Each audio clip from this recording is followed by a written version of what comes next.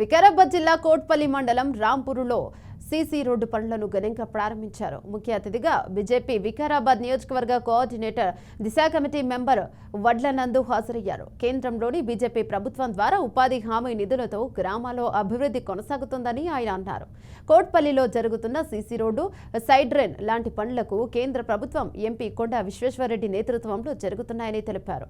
ప్రస్తుతం రాంపూరు గ్రామంలో ఉపాధి హామీ నిధుల ద్వారా 10 లక్షల రూపాయలతో సీసీ రోడ్డు పనులను ప్రారంభించడం జరిగిందని తెలియజేశారు. పార్లమెంట్ సభ్యులు కొండా విశ్వేశ్వరరెడ్డి గారి నిధుల నుంచి కోట్పల్లి మండల్ రాంపూర్ గ్రామానికి 10 లక్షలు రావడం జరిగింది.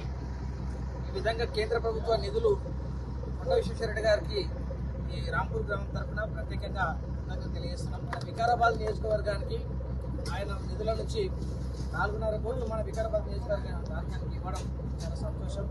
అదేవిధంగా ప్రతి గ్రామానికి కాంగ్రెస్ వాళ్ళు ఇచ్చినటువంటి నిధులన్నీ కూడా కేంద్ర ప్రభుత్వ నిధులే. ఎన్ఆర్జీఎస్ పథకం అనేది భారత ప్రభుత్వం ఏ విధంగా అయితే మనకు గ్రామాల్లోకి ఇస్తున్నదో శ్మశాన వాటికలు కానీ, రైతు వేదికలు కానీ, సీసీ రోడ్లు కానీ, ఈ రకంగా ప్రతి చెట్టుకు కూడా మన కేంద్ర ప్రభుత్వ నిధులే వస్తున్నాయి. కాబట్టి గ్రామంలో ఉన్నటువంటి మీ అందరికీ కూడా నా యొక్క విజ్ఞప్తి,